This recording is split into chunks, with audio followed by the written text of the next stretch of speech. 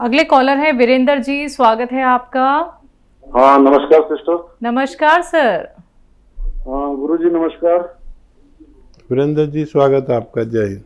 गुरु जी क्या बात है, कई दिनों में दिखाई दी, हम तो डेली परेशान हो जाते हैं। तबीयत तो ठीक थी गुरु जी अपनी?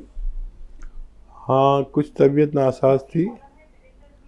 हाँ क्योंकि डर ही रहता है, पता नहीं क्या हो गया, कहीं दोबारा खराब ना हो गई तबीयत। अब डर ही यही रहता है, पता ही नहीं चलता।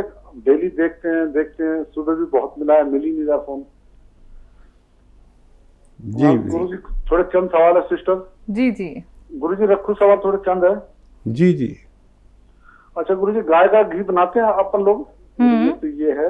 और गुरु जी एक मैंने पहले सवाल किया था, वो बच्ची का बताया था ना, गर्दन जो छोटी बच्ची है 2 साल की, उसकी गर्दन पूरी तरह से मूवमेंट नहीं कर पा रही है और वो उल्टी कर देती है। जैसे बादाम का गोंद आपने बताया था, वो उल्टी कर देती है, दूध देते हैं ना तो उल्टी कर देती है वो।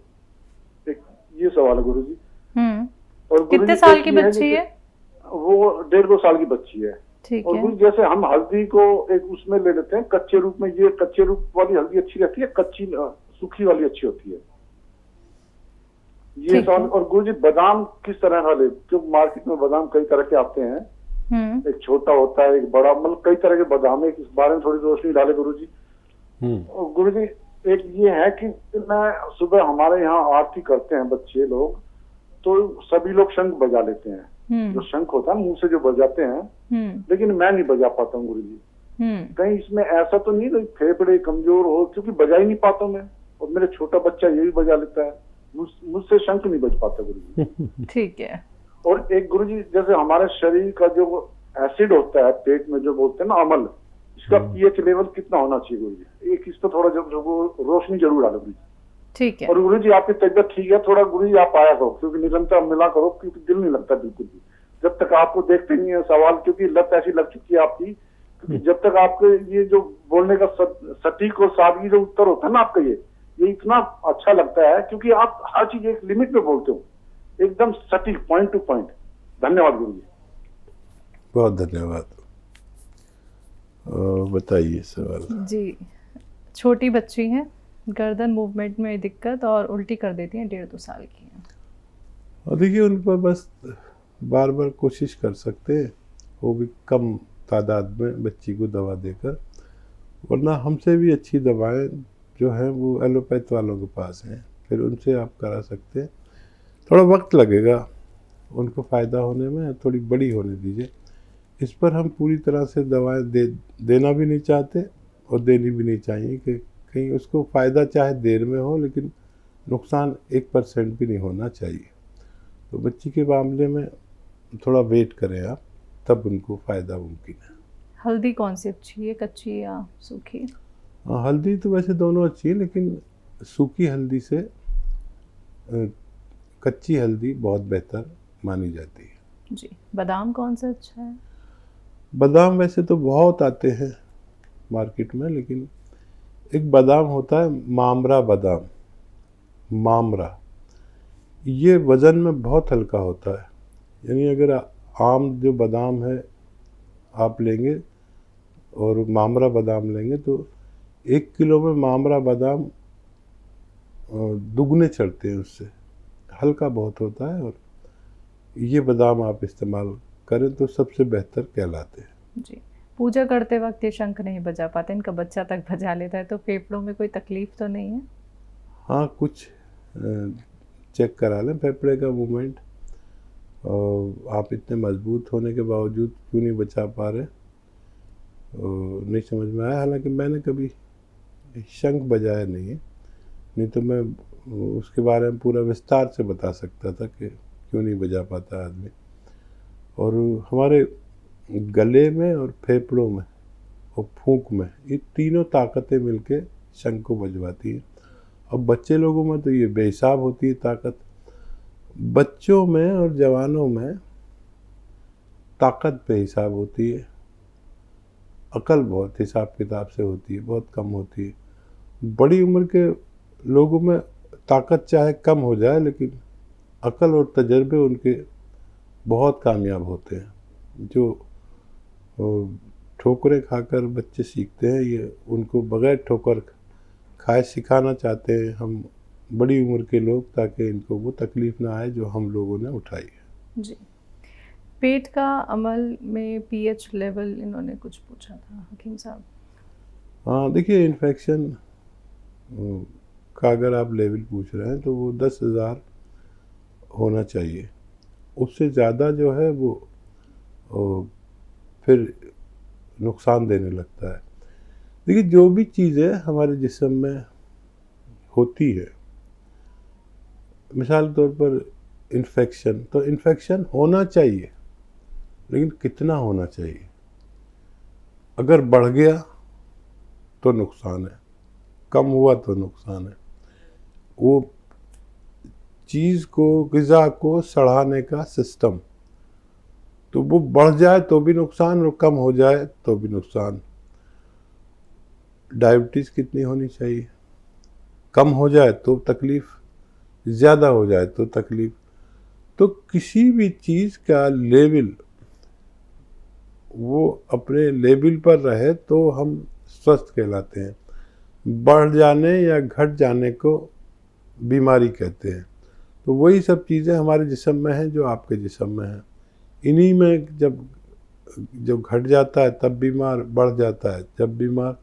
अब डायबिटीज़ क्या है? डायबिटीज़ यही है कि हम सो के अंदर रहे खाली पेट और खाने के बाद 140 के अंदर रहे तो हम स्वस्थ कहलाते हैं। अब ये अगर ज़्यादा जिग जैग होती है तो हम बीमार होते हैं। बस यही है पूरे जिस्म की हिस्ट्री। उसे लेवल पर रखना एक समझदार आदमी या एक डॉक्टर का काम है। उसे लेवल पर रखने से हम सेहतमंद ज़िंदगी गुजार सकते हैं। जी। अगले कॉलर हैं शकुंतला जी, स्वागत है आपका। जी, मैंने एक तो एक्सरा कराया है कड़िया का। ठीक है। कड़ में जो एक्सरे में आई है नस दबेड़ी, वह आप कौन से नंबर पे भेजूं? आप कर एक्सरा मेरा देख के न कुछ बता सको तो। नसें दबी हुई हैं? हाँ, नसें दबी हुई है ये एक साइड की एक्सरे में। ठीक है। कहाँ की? पैरों की ना मैम? या कड़िया रीढ़ डली हड्डी की नाड़ियों में दे सकन है। कमर की ना? हाँ, कमर की। ठीक हाँ। है। अच्छा, भेजने की ज़रूरत नहीं है, बिल्कुल आपने बता दिया, डॉक्टर ने बता दिया और मैंने सुन लिया, बस काफ़ी है। अब आपको दवा करनी है इसकी। दवा क्या है? धनिया आपके किचन में, आधा चम्मच धनिया और गोंद सिया आधा ग्राम, काला गोंद असली लेना, नकली बेहिसाब मिल रहा है। असली गोंद सिया ले लें, आधा ग्राम गोंद सिया और आधा चम्मच धनिया का पाउडर खा लें, पानी पी लें या दूध पी लें। नाश्ते के बाद खाना है और रात को खाने के बाद खाना है। आधा आधा ग्राम खाइए और स्वस्थ हो जाइए। वेस्टर्न टॉयलेट यूज़ कीजिए, झाड़ू पोंछा बिल्कुल ना करें। हो सकता है आप ये गाय भैंसों का काम करते हो, आपकी लैंग्वेज से तो ऐसा लग रहा है कि आप बहुत मेहनती हैं।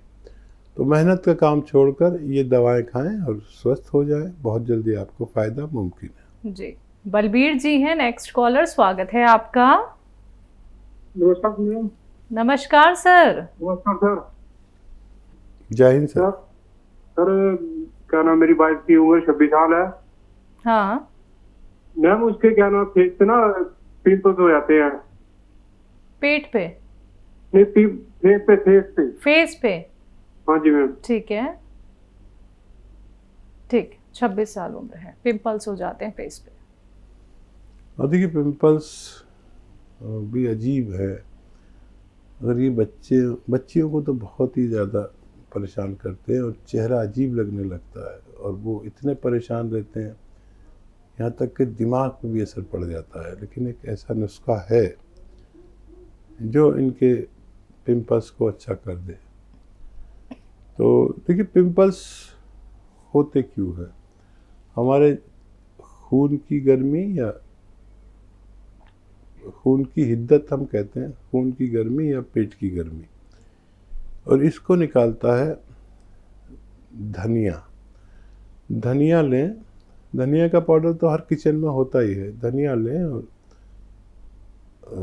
आधा चम्मच खा लें और एक चुटकी नमक जैतून असली वाला, देखिए नकली मत ले लेना, नुकसान भी दे सकता है। असली वाला नमक जैतून एक विशेष नमक दुनिया का जो जैतून के फल से निकाला जाता है, पानी में मिलाएं 1 चुटकी बस। इस पानी से आधा चम्मच धनिया रोज़ खिला दिया करें, बस 1 बार या 2 बार। ये पूरा खून को साफ़ करता है, चेहरे को साफ़ करता है, निशानात को दूर करता है, पेट की गर्मी दूर करता है, पेट को अच्छा रखता है, पेशाब को साफ़ करता है, खून को साफ़ करता है।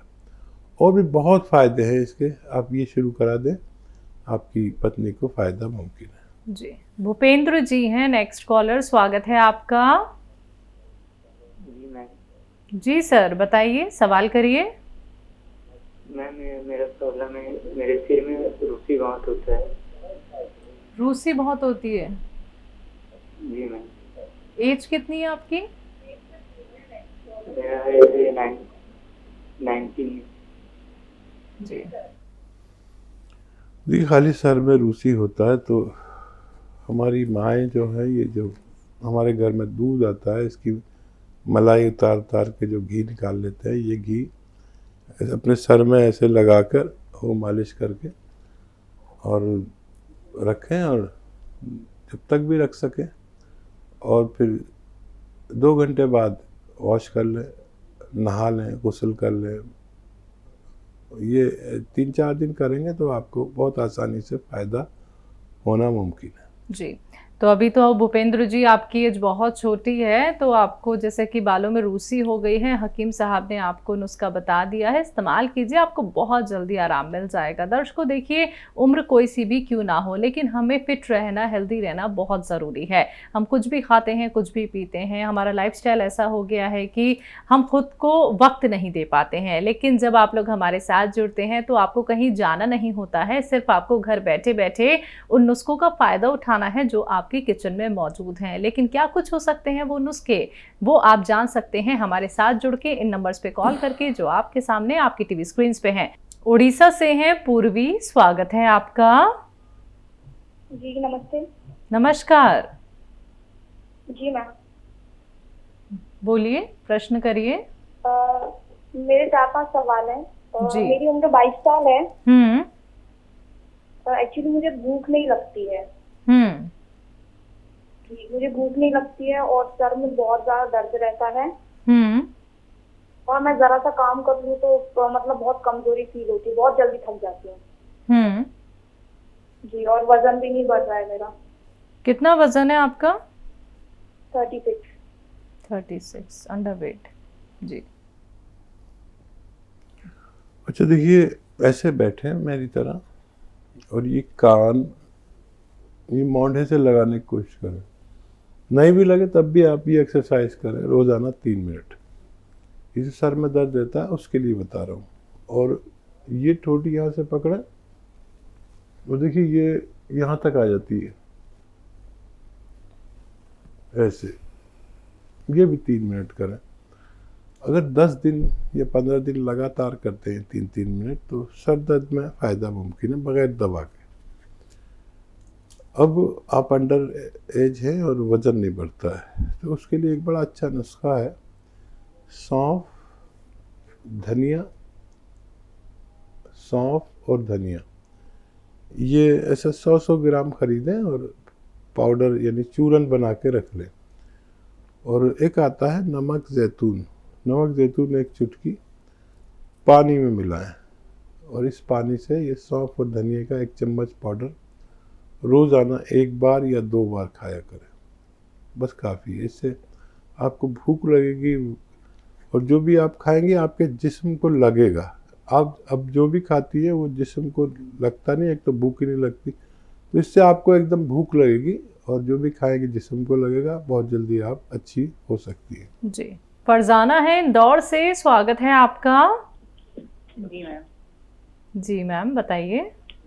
जी सर, नमस्ते मैम। जी सर नमस्कार। से बात करनी थी। अस्सलाम वालेकुम सर। वालेकुम। सर मुझे ये पूछना था कि मेरी बेटी है एक मायशा 10 साल की, अभी वो 16 मार्च को 10 साल की कंप्लीट हो जाएगी। तो सर मैम उसकी हाइट नहीं बढ़ रही सर, उसकी जो क्लास के बच्चे हैं और वो काफी छोटी है उसकी हाइट।